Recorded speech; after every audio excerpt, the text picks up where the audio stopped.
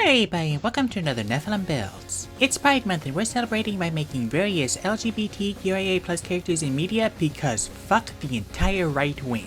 Today we're gonna Roxie like a hurricane as Roxie Richter from Scott Pilgrim. As always, keep in mind these videos are about capturing the spirit of the character rather than capturing their abilities perfectly. With that said, let's address the obvious. And the obvious is, she's gay.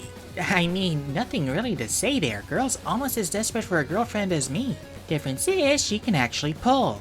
Sometimes. That said, there is still a lesson to be had here. Now, there's some debate on whether or not Ramona was actually bi-curious or just bi. I can't speak for the comic because I haven't read it, but for the movie/anime continuity, which are the same, I'm leaning more towards her being bi. Regardless of which it is, I would still like to address the whole bi-curious thing. Now, I'm all in favor of experimenting both with your identity and your sexual orientation. The whole point is to figure yourself out even if all that happens is you confirm that you are, in fact, cis-het. Just make sure your intentions are clear and be prepared to do damage control, because what might have just been experimenting to you might have been real to them. And as for the whole just a phase thing, the moon has phases too. It's still the moon.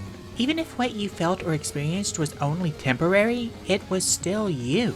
Now with all that said, let's start with ability scores. Using the standpoint where we put the 15 to dexterity. She's half ninja, which means she's sneaky and fast. After that is the 14 in intelligence, she went to university and ninja school. Up next is the 13 in strength for multi-class reasons, and then the 12 in the constitution. We'll put the 10 to wisdom for emotional intelligence, and then dump charisma. Her one-liners are bad. Except for the hurricane one, that one's good.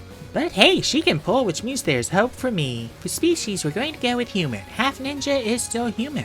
And no, I don't think that's a joke about her not finishing her training, because she berates a guy for exactly that in Scott Pilgrim EX. Unless it's I don't get to call myself a full ninja, so neither do you thing?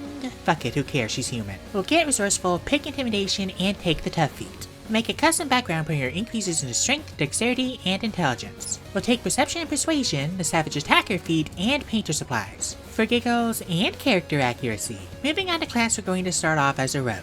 We'll get dexterity, intelligence saving throws, and be proficient with athletics, acrobatics, stealth, and sleight of hand. We'll also be proficient with light armor, rogue weapons, and thieves tools. At level 1, we'll get sneak attack, thieves cant, and expertise in stealth and acrobatics. We'll also get weapon mastery, taking the whip. Out of 2 games, the comic, the movie, and the anime, Roxie uses a whip sword in 2 of them. Specifically the original game and the movie. And as established, the movie and the anime are the same continuity, and I think EX takes place after the anime, which means Roxie uses that whip sword in 2 out of 3 continuities. Fitting since she's named after a Belmont. And since whips do slashing damage in 5e, it's easy to pretend it's both. Don't worry, we'll do plenty of damage to make up for the D4. At level 2 we'll get Cunning Action, and at level 3 we'll get Steady Aim in our Roguish archetype. As Gaijin Goomba proved with Greckles, the best ninja class is Arcane Trickster. We'll get Mage Hand Ledgered Main and 2 other cantrips taking Prestidigitation for effects and Blade Ward to fill the slot. We'll also get 3 spells taking Long Stride for speed, Jump to Jump good, and Fog Cloud for a smokescreen. At level 4 we'll take the Defensive Duelist feat bumping dexterity and take Featherfall because what is fall damage. We're now going to multi-class the Barbarian getting shields and all weapons. Roxie has some honestly justified anger issues. At level 1 we'll get Rage and Unarmored Defense, and at level 2 we'll get Danger Sense and Reckless Attack. We won't be getting the Rage damage bonus, but at least we can farm for Sneak Attack. And yes, I did consider swapping Strength and Dexterity for this build.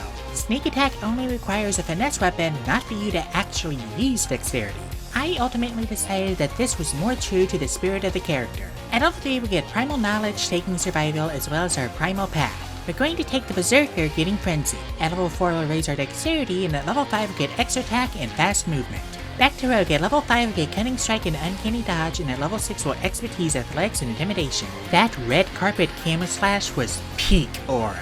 Too bad I can't fucking find it. Seriously, this is why I held off so long in using footage for these videos, because where the fuck do all of you get yours from, and why do you never have the specific clip I need? And don't tell me to torrent it because I don't know how, and every link I found has been dead anyway.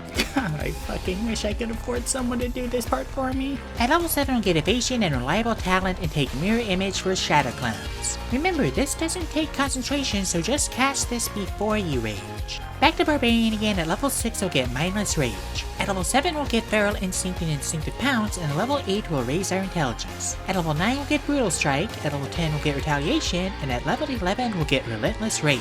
Maybe by furious just means she's doubly angry. Lastly, at Rogue and Barbarian levels 8 and 12 we'll take the boons of spell recall and dimensional travel, rounding intelligence and capping dexterity. We now have teleportation without spell slots, so no need for Misty Step. We'll also take enhanced ability for super half ninja feats. Now that we're level 20, we finally have our modifiers. Our AC with unarmored defense is 16, our movement speed is 40, and our average HP is 187 with 8d8 and 12d12 hit dice. And with that, we are done.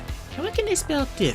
To start, we're doing solid melee damage with Sneak Attack, Brutal Strike, and Frenzy despite having a D4 weapon. And with Mirror Image, Defensive Duelist, and 187 HP doubled by Rage, we can slug it out with the best of them. We're also incredibly mobile with Long Strider, Jump, and our teleportation letting us reposition at will. The weakness is we've got no magical damage and no ranged options outside of our weapon's reach. You'd think a half ninja would still have Shuriken, but apparently that's the half she's missing. We've also got a limited number of spell slots to work with, and we have to spend time buffing before we rage. And with a dumped charisma, banishment is a very real possibility.